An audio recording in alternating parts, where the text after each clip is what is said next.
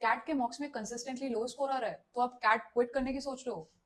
Congratulations, you're on a right track. I'll tell you how. Hi, my name is Palak, and this time I have cleared CAT and Z with a 97 plus percentile. So CAT के mocks का जब मैं preparation कर रही थी ना cat की, तो कैट के मॉक्स जब मैं देती थी तो मेरा भी कंसिस्टेंटली स्कोर कभी 20s में, कभी 30s में, कभी 40s में, and it would go up to 70s as well sometimes. So it was literally very unstable. But last time पे आते आते when I was so near to that exam, तो मेरे कंसिस्टेंटली मॉक्स के स्कोर बहुत डाउन हो गए थे and it was nearly about in 30s average में रह गया था. एंड एज अ रिजल्ट मेरे को भी वही एंजाइटी फेस करनी पड़ी जो शायद आप लोग भी इस वक्त कर रहे होंगे. बट डोंट वरी, एक्चुअली ये एक माइंड गेम है. उस टाइम पे आपको ये सोचना चाहिए कि मैं कंसिस्टेंटली प्रैक्टिस में हूं या नहीं हूं. मैं चाहे मेरी इंग्लिश में स्कोर कम आ रहा हो या डीएलआर में कम आ रहा हो या क्वांट में कम आ रहा हो, व्हाट मैटर्स मोस्ट इज कि मैं ऑन अ डेली बेसिस अपना मॉक अटेम्प्ट कर पा रहा हूँ या कर पा रही हूँ, और मैं उसको उसके बाद एनालाइज कर पा रही हूँ मेरे कहाँ मिस्टेक्स रहे थे, कहाँ मैं बेटर परफॉर्म कर सकती थी, कहाँ मैंने अंडर प्रेशर परफॉर्म नहीं कर पाया, कहाँ टाइम की वजह से मुझे प्रॉब्लम क्रिएट होने लगी. So the game is all about that. क्योंकि इतने टाइम से तो आप ऑलरेडी प्रैक्टिस में हो ही. अगर आपके इंग्लिश में प्रॉब्लम आ रही थी आरसीज के साथ या वी के साथ, so what was the exact point जब आपको ऐसा लगा कि हो सकता है आपका दिमाग जो है वो डाइवर्ट हो गया था, है ना, और आप इस वजह से वहां परफॉर्म नहीं कर पाए? या व्हाट वाज दैट पॉइंट जो आपने ऑप्शन चूज किया, ठीक है, तो दूसरा ऑप्शन जो करेक्ट था उसकी बजाय आपने दूसरा जो ऑप्शन चूज किया है वो आपने क्यों पिक किया? आप उन सब चीजों को बेटर तरीके से एनालाइज कर पाएंगे उसके बाद. सी, मॉक्स में अगर कम स्कोर आता है ना तो इसका ये मतलब, इसको इस तरीके से मत देखो कि मैं कम परफॉर्म कर रहा हूँ या कर रही हूँ. उसको इस तरीके से देखो, okay, I am getting more opportunities to look into what mistakes I can do when I'm actually writing the CAT exam in reality, in that exam in reality. तो हमारे लिए ये कहीं ना कहीं एक अपॉर्चुनिटी होती है to look into our own mistakes and फिर हम उन पर इम्प्रूव करें.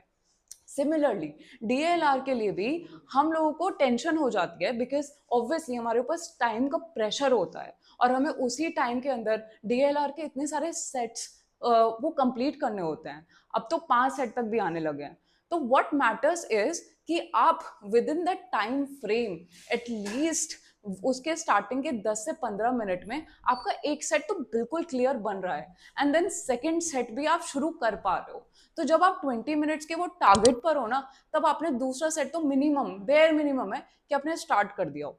लेकिन मॉक्स के दौरान समटाइम्स इट इज पॉसिबल, क्योंकि see a lot of coachings do try कि वो थोड़ा सा अप लेवल तक वो क्रिएट करके रखें सो दैट आपका माइंड ऑलरेडी ट्रेन हो जाए. एक अच्छी खासी डिफिकल्टी लेवल मॉक को अगर आपने सॉल्व किया हुआ है तो आप असलियत में जब कैट का पेपर अटेम्प्ट कर रहे होंगे ना, तो आपके लिए वो एक कंफर्ट ऑलरेडी स्टेब्लिश हो गया होगा और आप उसको आसानी से सॉल्व कर पाओगे with in that time duration itself.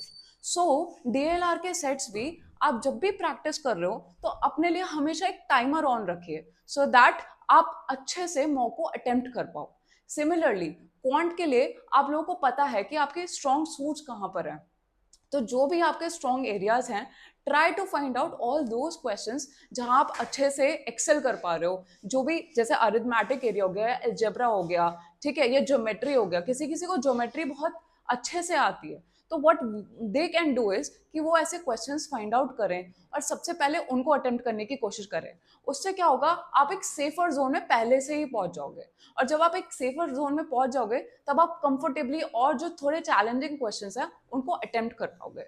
So overall एक मॉक का टारगेट ये होता है कि आपको कैट जैसे पेपर का और एक अप्रोच सिखा जाए, वो है ना, आपको उस उस प्रेशर में, उस टाइम के प्रेशर में, लिमिटेड टाइम जो हमें होता है उस एग्जाम के लिए, उसमें परफॉर्म करना आपको आ जाए. आप एक्वेंटेड हो ऐसे एग्जाम को बार बार देने के लिए, ठीक है, आपका माइंड ऑलरेडी ट्रेन हो जाए, तो आप डेफिनेटली एक राइट ट्रैक पर हो. अगर आपके मॉक्स में कंसिस्टेंटली स्कोर कम भी आ रहे हैं तो you do not need to worry, you just keep calm, अपने ऊपर काम करते रहो, धीरे धीरे प्रैक्टिस करते रहो, एंड आप डेफिनेटली आप डेफिनेटली कैट के एग्जाम में बहुत अच्छा परफॉर्म कर पाओगे। इस अगर वीडियो को आपको अच्छी लगी तो आप इसको शेयर कीजिए अपने फ्रेंड्स के साथ, लाइक कीजिए, नीचे कमेंट सेक्शन में आप अपना एक्सपीरियंस शेयर कीजिए, एंड मैं ऐसे वीडियोस बनाती रहूंगी आगे। So stay tuned to this channel. Thank you, bye bye.